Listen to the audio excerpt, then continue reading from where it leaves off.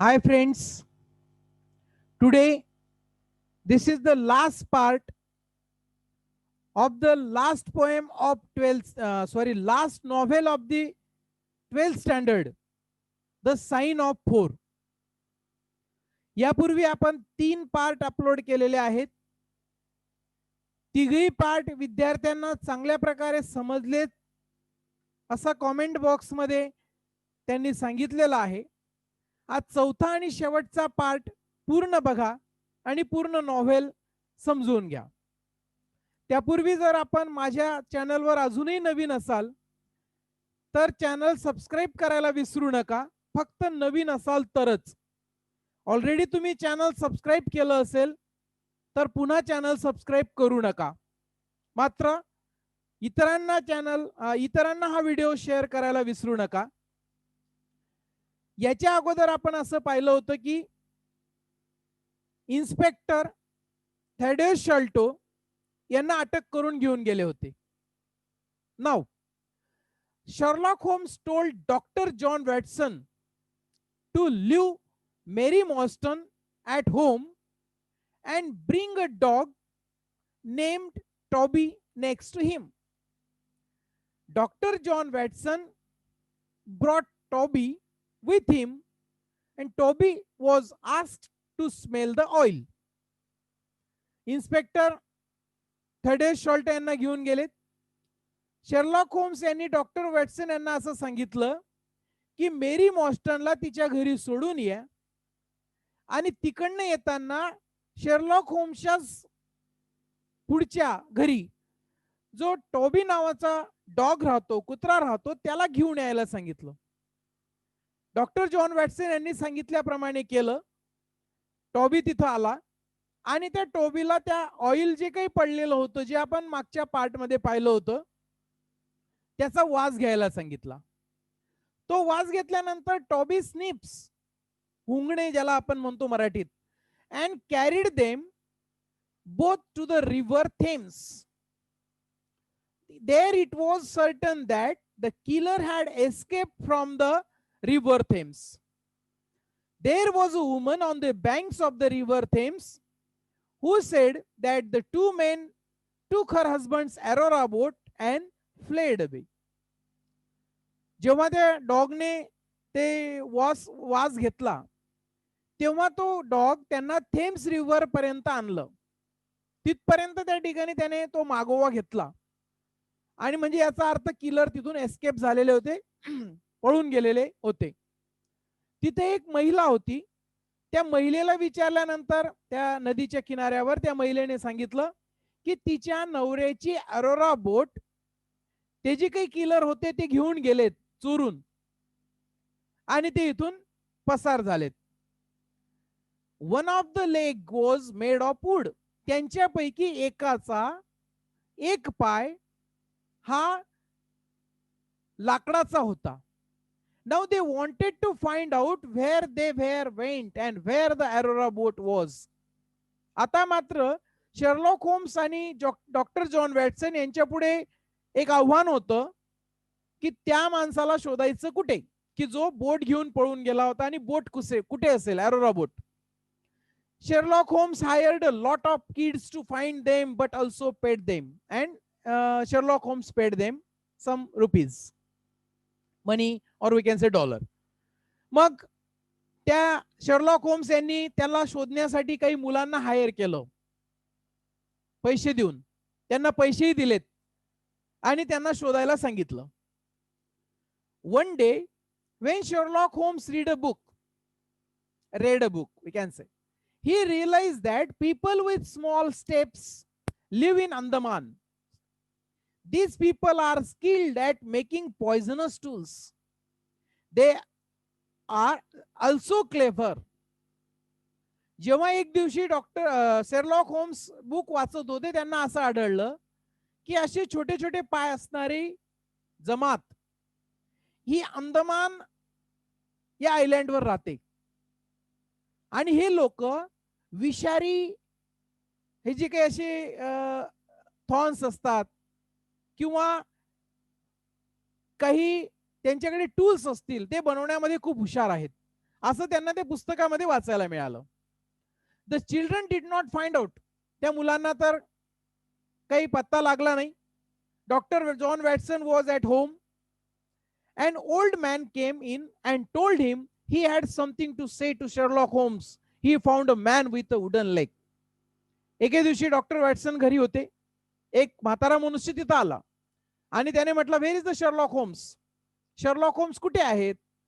त्यांना मला ते एका वुडन म्हणजे लाकडी पायवाल्या माणसाबद्दल काही सांगायचं आहे.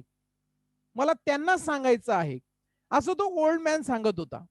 Where is doctor John Watson? Asked such a question. But that old man said, I had just told Sherlock Holmes.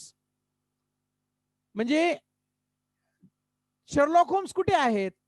मला त्यांना सांगायचं आहे असं तो म्हातारा मनुष्य सांगत होता.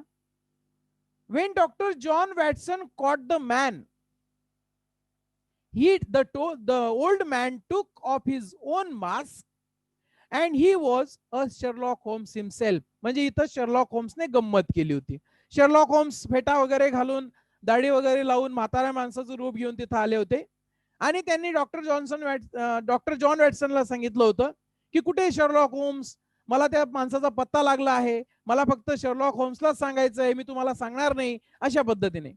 पण शेवटी त्या जेव्हा डॉक्टर जॉन वॅटसनने पकडलं तेव्हा यांनी मग ते फेटा वगैरे काढला, दाढी वगैरे काढली आणि तेव्हा लक्षात आलं की ते स्वतः शर्लॉक होम्स होते. Sherlock Holmes said, the Aurora boat is hidden under a breeze, and tonight, when all London asleep, they would be ready to flee.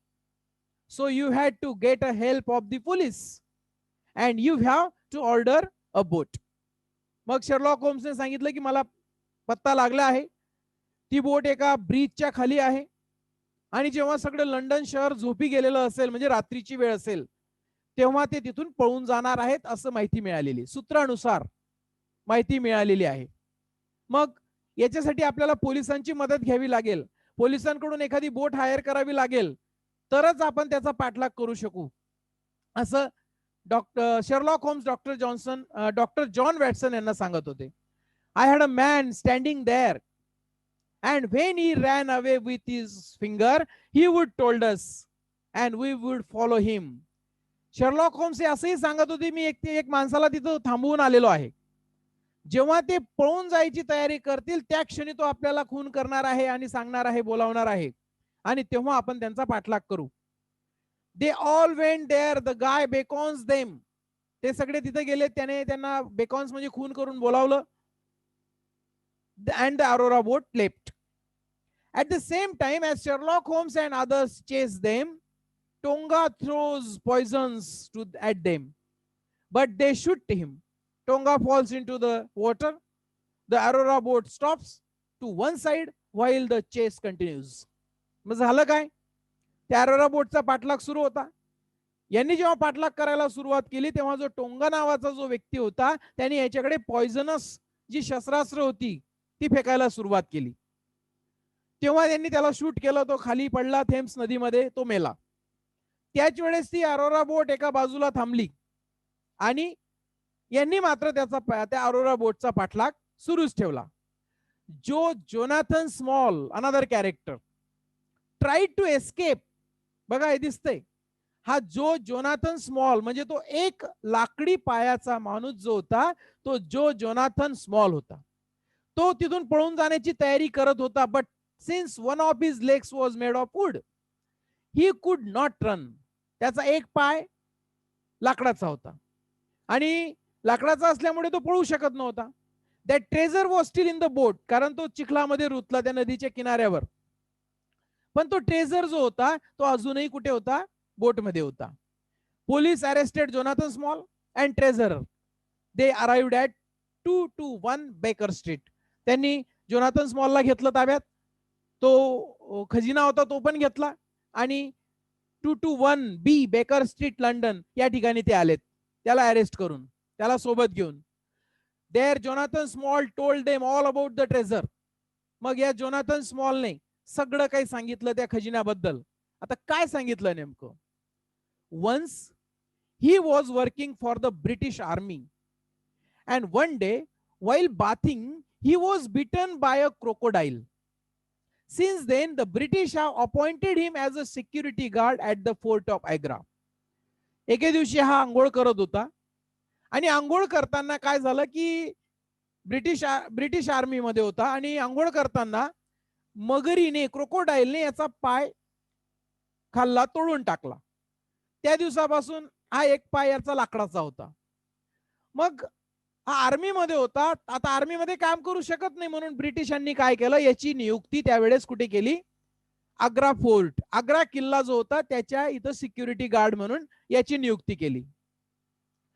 One day Abdullah Khan, Mohammad Singh and Dost Akbar, 3 Indians came there. One of them stabbed him in the neck and said, help us to steal the treasure from the fort or they would kill him. So he had no other choice. 3 Indians आले तिथं आणि त्यांनी काय केलं, याला स्टॅब पण केलं, थोडं बोचकलं, याच्या गळ्याजवळ सुरी लावली, चाकू लावला आणि सांगितलं की आम्हाला खजिना लुटण्यामध्ये मदत कर, नाही तर आम्ही तुला मारून टाकू. याच्याकडे दुसरा पर्याय नव्हता, एक तर मरण्याचा, एक तर खजिना लुटण्याचा, म्हणजे मदत करण्याचा. मग याने काय केलं, we stole that treasure and hid it in a place where no one could find it. त्यांनी तो खजिना चोरला. खजिना चोरल्यानंतर अशा ठिकाणी लपवला की तो कुणाला सापडणार नाही. देअर वी ऑल साइन, तिथे त्यांनी एका कागदावर सही पण केली, म्हणून साइन ऑफ 4 म्हणतात. हे चारही होते बघा, स्क्रीनवर दिसत आहेत तुम्हाला, साइन ऑफ 4. म्हणजे जसं आपण म्हणतो ना शपथ घेतो आम्ही हे कोणाला सांगायचं नाही, या पद्धतीने तसं त्यांनी केलं. But we got caught and sent us to prison in the Andaman. पण झालं काय, हे पकडले गेलेत आणि पकडल्यानंतर मात्र खजिना तिथंच राहिला. यांना पकडलं आणि पकडल्यानंतर यांना कुठे पाठवलं, अंदमान आयलँडच्या जेलमध्ये. या चौघांना तिथं पाठवण्यात आलं. There we met captain Arthur Morstan and major Sholto. मग तिथं हा जोनाथन स्मॉल तिथं गेला. तिथं गेल्यानंतर या दोघांच्या संपर्कात तो आला, कॅप्टन आर्थर मॉस्टन आणि मेजर शल्टो. हे दोघं तिथं तुरुंग अधिकारी वगैरे होते. They wanted to play poker so they needed a lot of money. या दोघांना पोकर खेळण्याची सवय होती, गेम, आणि त्याला पैशाची गरज होती दोघांना. So I talk to them and told them about the treasure. मग या जोनाथन स्मॉल त्यांच्याशी बोलला, म्हणजे रिश्वत देण्यासारखं, माझ्याकडे असं आहे, ट्रेझर आहे, खजिना आहे, तुम्ही जर मला, if they help me to escape from prison I agreed to give them a share in the treasure. माझ्याकडे खजिना आहे एवढा एवढा, जर तुम्ही मला मदत केली इथून पळून जाण्यासाठी तर मी तुम्हाला माझ्या खजिन्यामधला हिस्सा तुम्हाला देईल. म्हणजे याच्यात 3 वाटे पाडू, मेजर शल्टो, कॅप्टन आर्थर मॉस्टन आणि तो जोनाथन स्मॉल, जर यांनी दोघांनी त्याला पळून जाण्यामध्ये मदत केली तर. Okay, now major Sholto got him ready and he took the treasurer to England. पण झालं काय, मेजर शल्टोने चालाकी केली आणि त्या कुणालाच सांगितलं नाही. त्याने तो ट्रेझर घेतला, त्याच्याकडून पत्ता घेतला कुठे लपवलेला आहे, आणि तो ट्रेझर घेऊन मेजर शल्टो रिटायर झालेला होता, इंग्लंडला रवाना झाला एकटा. While I was in prison. पण जोनाथन कुठे होता, जोनाथन स्मॉल तुरुंगातच होता. Threaten me and captain Arthur Morstan. या मेजर शल्टोने काय केलं, हा खजिना घेऊन तर पळून गेला इंग्लंडला, पण त्याने या कॅप्टन आर्थर मॉस्टन आणि त्या जोनाथन स्मॉलला धमकी दिली. मग आता when Captain Arthur Mawston realized that, he too went after him and asked for his share. जेव्हा कॅप्टन आर्थर मॉस्टनला असं समजलं की मेजर शॉल्टो तो खजिना घेऊन चालला गेलेला आहे, मग तेव्हा हा पण त्यांच्या मागे गेला आणि त्या खजिन्यामध्ये शेअर करण्याची त्या संदर्भात त्याला विचारणा केली की माझा हिस्सा मला दे. After that captain Arthur Morstan and no one came to my rescue. त्याच्यानंतर कॅप्टन आर्थर मॉस्टन आणि तो शल्टो दोघेही तिथं त्याच्या सुटकेसाठी गेले नाहीत. When I had no one to take me out of the prison, I, it means who? Jonathan Small. I met a man named Tonga who was living in the Andaman. तेव्हा त्या जोनाथन स्मॉलची भेट एका टोंगा नावाच्या व्यक्तीशी झालेली होती आणि त्यावेळेस मात्र I had saved his life at one point. त्या टोंगाचं जीवन, टोंगाला जीवदान मिळवून दिलं होतं. कोणी? जोनाथन स्मॉल यांनी. He was dying at one point and I had some knowledge of this plant. He saved his life. In return, I told him, if you help him get out of the prison, in return, he helped him. तो मरणार होता टोंगा, पण या Jonathan स्मॉलला एका वनस्पतीबद्दल knowledge होतं आणि त्या वनस्पतीबद्दल knowledge असल्यामुळे त्या टोंगाला त्यांनी ते दिलं. त्याच्यात टोंगाचे प्राण वाचलेत. मग आता त्या उपकाराची परतफेड करण्याचं टोंगाने सांगितलं होतं.